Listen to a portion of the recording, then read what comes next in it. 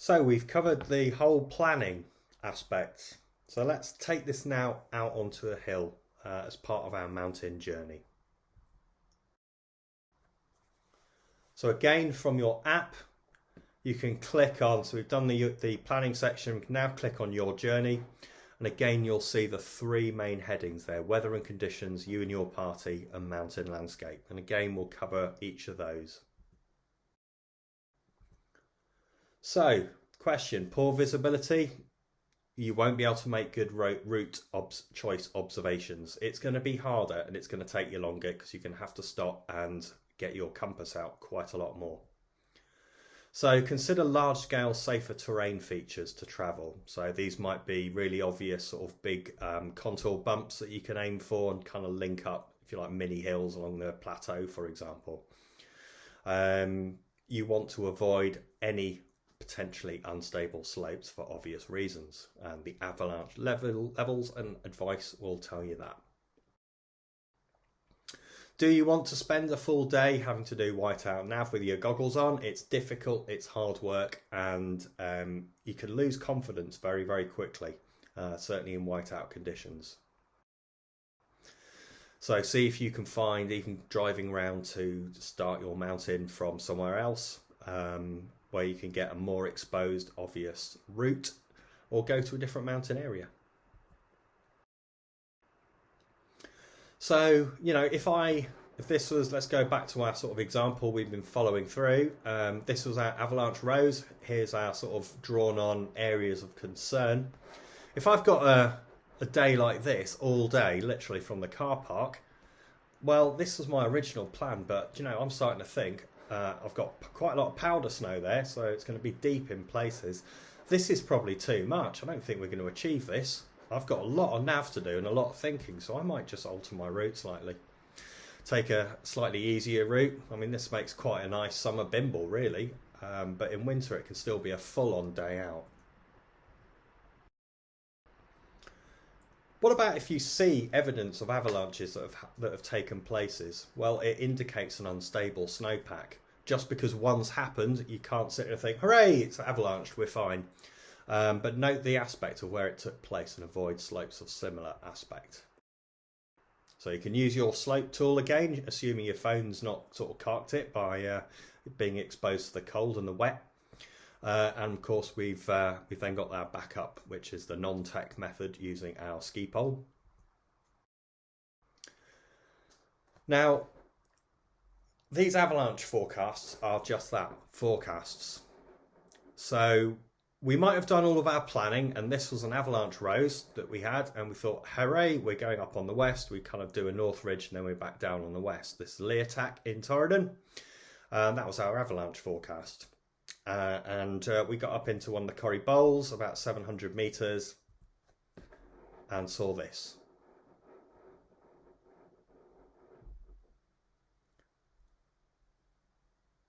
In fact, I was so confident about being able to film that.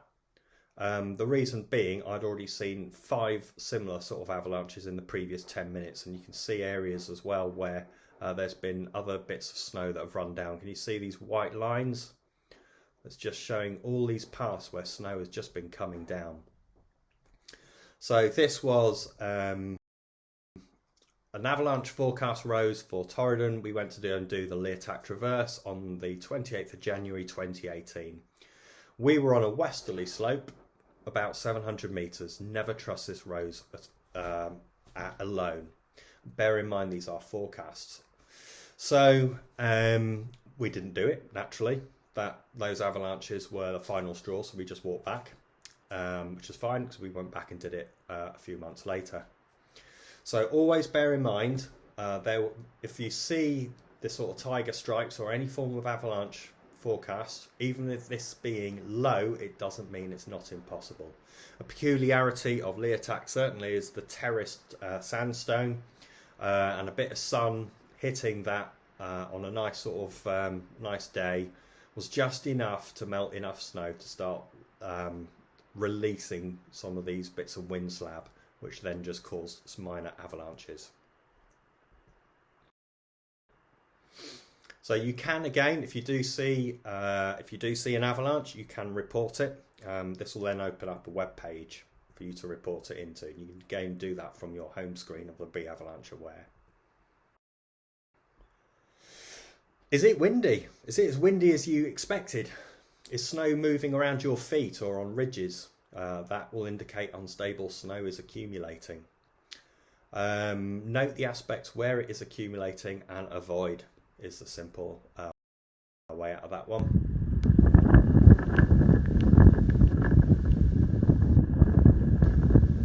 So this wasn't a particularly windy day as far as the Cairngorms go, but you can see how that snow is absolutely being eroded from the surface there.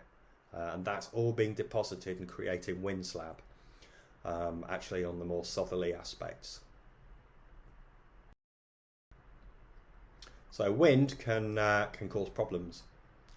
Does the snowpack crack underfoot? Small or large surface cracks and whomping sounds are clear signs of instability. Where weaknesses are present, note the aspects, select alternative, get away from it. Monitor the snowpack underfoot throughout the day. What are your feet telling you? If you're finding snow that's cracking even fairly low down, what does it tell you about what's going to happen higher up? Yeah, it's about sort of bringing together. Do you know what? This is on our journey. We might have had a low avalanche risk, but do you know what? It's cracking here. I don't feel happy. That's a good time to turn back, and there is no shame in doing it. So just remember, you know, the wind slab, just as we saw in that video, that's snow being picked up and deposited elsewhere. And these cracking formations are a bit of a giveaway sign, along with a sort of hollow or whomping sound as you step through it, that you've got a very unstable snowpack. Get out of there. And is it cold or warm? So again, all of these factors can affect the snowpack. So we kind of covered this a little bit earlier on. Just remember that wet snow is heavy snow and it's not very stable snow. So if you've got things warming, you can generally tell. You know, snowballs will clump together. You can even squeeze some and see some water seeping out of it. Whereas fresh powder snow, when it's below freezing, just kind of stays as powder, really. Freezing temperatures at 900 degrees and below produces and maintains those instabilities. Warm temperatures and rain at summits will produce rapid instabilities. But if you then get another freeze, it might consolidate some of those uneven layers, some of those weaker layers, and solidify the snow and make it a lot nicer for you. On to you and your party. So throughout your journey, how's your navigation? Again, always comes back to navigation. We can teach you all the funky Jedi tricks, but if you can't nav, then you're not going to get very far. Navigation is absolutely crucial. What about your equipment and clothing? Do you have the right kit with you?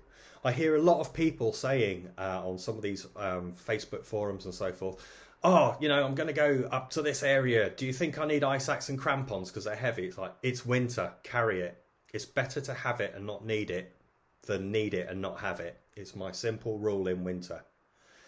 Make sure you have got the equipment. You may not even be able to see any snow from the ground level, but higher up there may be little corries or little areas where there's a nice patch of bullet hard neve in your way. And it might only be 10 meters of it, but you'll really wish you brought your ice axe and crampons. So make sure you've got the equipment that you need. And are the conditions different to what you expected? Are you and your party coping well, really? So you may just not be, you may have had this great plan, but someone in your group's just not having a good day. They're just not feeling it that day. The wind might have just pushed things a little bit too much. You're struggling to stand upright, or you're having to wade through rather more powder snow than you're expecting. Well, again, there's no shame in turning back and just saving that energy for another day. You've learned something. A day on the hill is never a wasted day.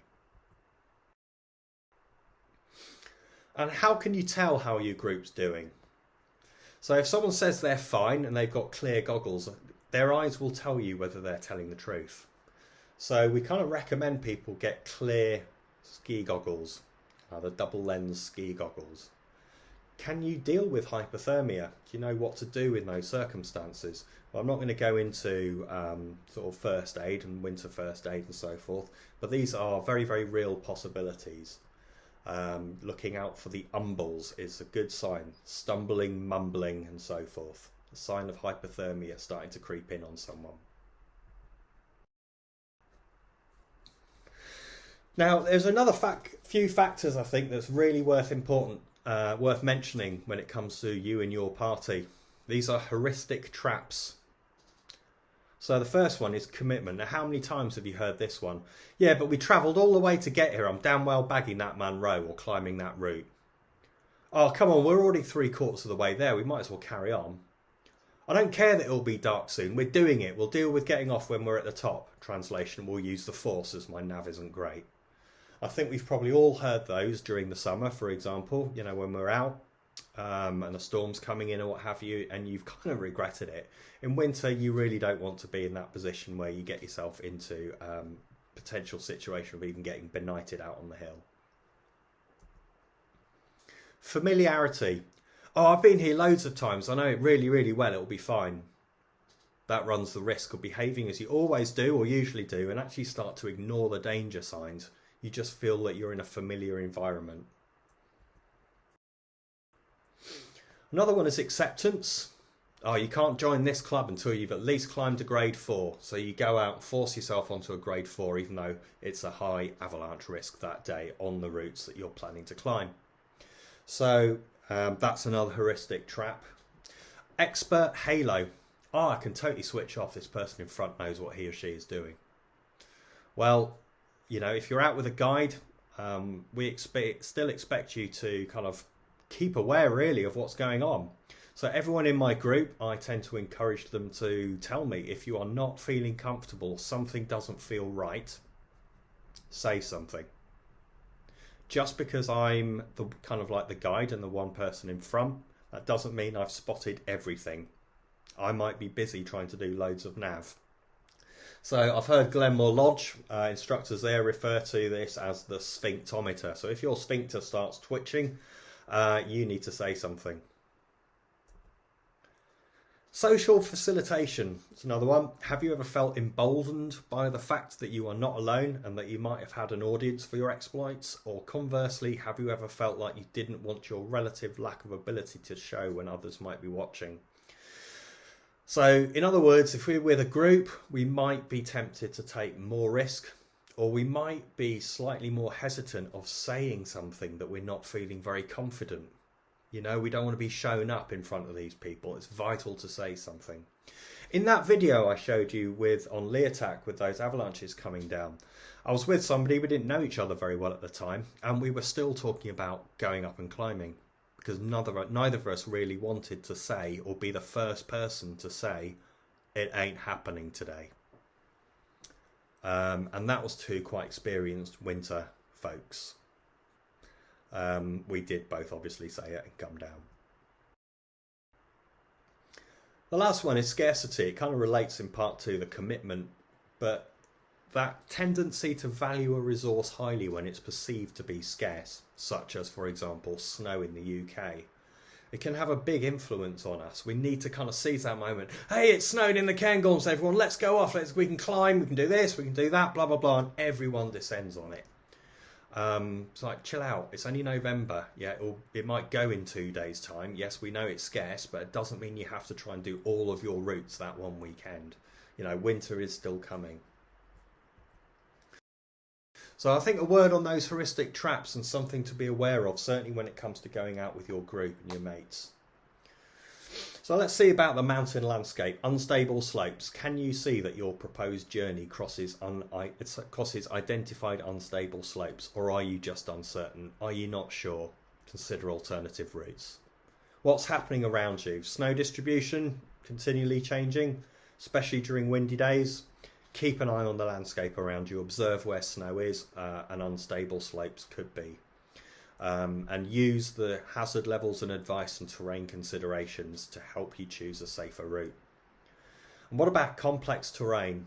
You know, really complex terrain. And now it could be the Cairngorms. The Cairngorms, you can do massive distances before anything really changes and your confidence can drop. Sometimes it's easier following a ridge. So good route finding is absolutely essential. So just another little note about those people who love following their GPX files that they've just downloaded. Great. So let's go back to our example that we've been following. Our nicely downloaded GPX file from the Tinterweb. We want to go and do Ben Macdui, takes us up the goat track here, which goes right through a massive, considerable avalanche risk area. So we can go and try and do our walk for the day. We're paying no attention, don't really know how to use a map or compass, and we have no idea that we've just stumbled into that. So your downloaded GPX file does not know where the avalanche risk is for any particular day. And phones don't tend to work very well when cold. And when I say don't work very well, I mean at all. So you need to be able to navigate confidently if you're going out with your mates. So that's all I'm going to say on your journey. I think it's quite self-explanatory. We are bringing in all of the stuff that we have looked at during the planning process and now applying it on our day out on the hill. And we are not afraid, which is, I guess, the biggest take-home message, of turning back. There's nothing wrong with just then having a leisurely afternoon, reading a book, watching some Netflix or something back at your hut. But using this information that we have learned, that's all part of it, building up your experience. So lastly, let's look at key places.